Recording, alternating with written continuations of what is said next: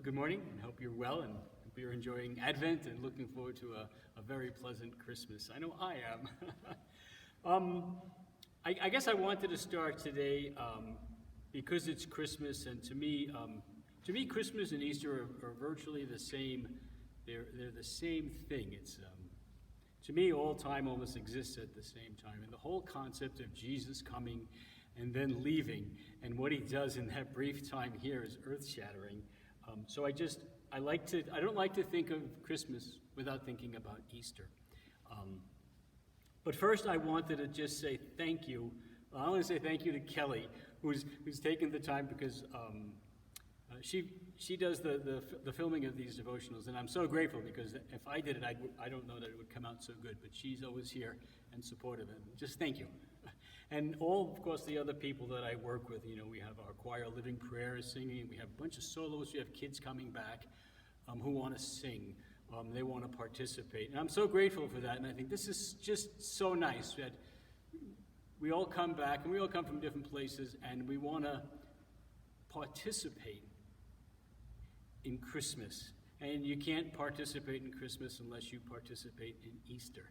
And so you can't leave without feeling just this absolute joy, because in the end of all of it, everyone, we're going to be with God, and how terrific. And so this desire to celebrate that by doing things is terrific. It's very exciting to me. So thanks to all you people who are doing those things, and we just thank you. What I wanted to talk about was, it's a Christmas, right, and Thanksgiving, and the frustrations of the holidays, and how, on the one hand, we are celebrating the best news in the world, and that's going to take us to Easter, and yet the holidays somehow are a stressor. And I just think about that. And so I was thinking about family relations, and in a relation with God, and how they should reflect each other.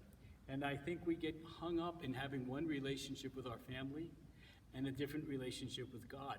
And I wonder which of the ones isn't true. And naturally, you want the true relationship to be with God. And of course, it can only be a true relationship because you can't deny anything to God. And what a comfort to know that he knows everything. You can't forget to say something because he already knows. And he's gentle about that.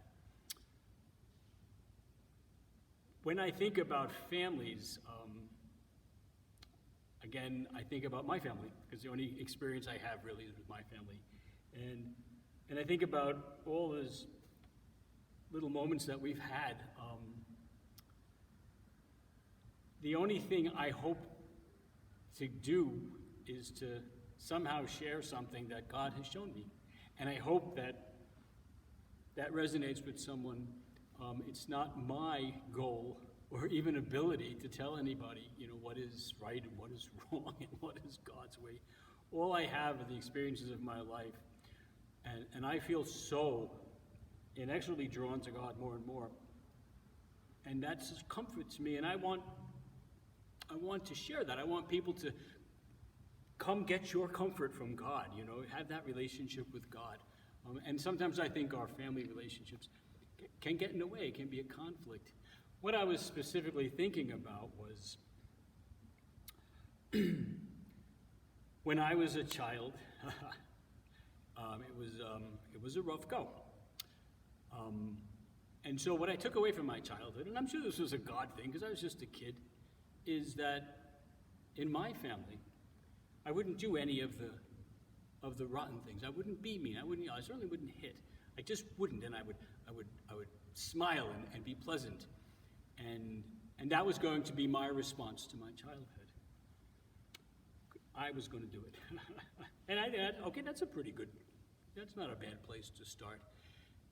But then what happens is life goes on, and you realize you fail at almost all of them, and that creates then a turmoil inside yourself. You come out saying, well, I'm going to want this thing that wasn't evil. And you fail. You didn't fail because you said, oh, you know what, I am going to yell, or I am going to hit. You just fail because That's what we do, is we fail. And it is only God who saves us. And so Christmas takes us to Easter. But I don't think we ever really realize that. And so we blame ourselves. We say, oh, if I had done this, my child wouldn't be, or you know how we do that, and we just get so racked with guilt that we can't function anymore. If you get clogged up with enough guilt, you have to turn that outward. And so what we do is we start to find fault in other people. Because if we can find somebody who is worse than we think we were, on a very shallow level, this is a comfort, and very unhealthy. But the thing about habits is, right, it doesn't take long for a habit to become normal. And I used to listen to adults when I was growing up, and I knew that when they were in private, they were terrible to each other. And I knew that when they were in public, they were a team, but on the way home, all they could do was talk about the faults of the person they were with. And I realized that. And then I began to realize that is normal. Most people are doing that. And when God lays on your heart that that's not right, that doesn't mean that then you will not do that thing. He's laying on your heart that it's not right, and they can't help it. Only He can help it.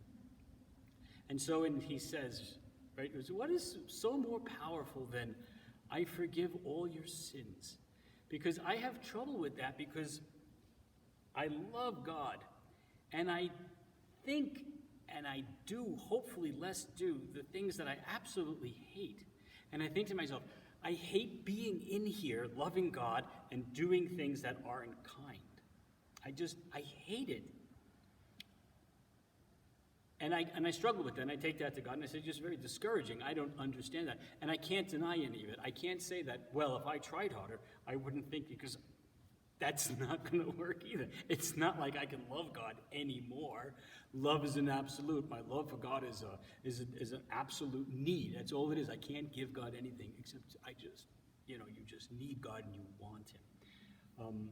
So it's a real battleground. And I thought that inside of ourselves, we are battlegrounds. From birth until death, we have the good, we know that's real, and the evil, we know that's real.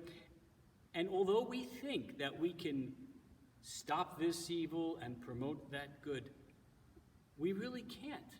God will do it, but we're often the first to take credit for it. We say, well, I did this, which it says in the Bible, therefore I'm right and you must be wrong. It's very arrogant.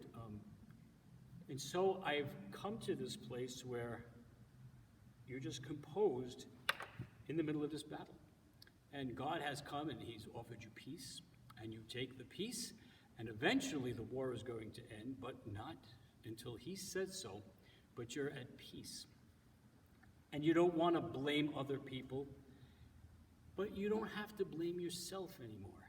And when you stop blaming yourself for your failures, then you can start thanking God that even with those failures, He has blessed you with a family, with children, with relatives. And it just changes everything. You don't really want to be part of the group that's, assassinating someone's character, or this is the group of people, we all have it right, and why can't they be like we are? And it's so wearying to listen to those things, almost to the point where you don't want to have a conversation. You don't want to express a problem to someone because they're going to take your side and immediately start bashing the other person. And that's not the goal. You get to a point where you hate that you hate, and you can't stop. It's a beautiful place to be. So I had my family, and my goal, of course, was to raise my kids in love. And I failed miserably. I told myself I failed miserably because things happen to our kids. It doesn't have to happen within the family. people in the world can reach your kids, and you sometimes don't find out. And it's difficult. And you want to blame. And so you go to God and you say, I thought I did everything that you showed me was wrong, and here I failed. And you have to live in that. I think you have to live in that. They always say, oh, forgive yourself, don't blame yourself. But if you don't start that journey, God can't lead you out of it. And you have to go through it. So my one son the other day, he made my life. Because we're visiting, we're having dinner together. And he's now struggling with issues that I didn't know he struggled with. And he said after the dinner, he goes, he's so grateful that he can come over to my house because I still do things like decorate for Christmas or make my mom's cookies. I love those things. And he said what he wants to do is look back into his past and salvage the things that were good. He doesn't look back, it was all bad. And I've also come to do that. I know that my childhood had, wow. But the more I think about it, and the more I can just say, okay, there are so many things about my childhood that I miss.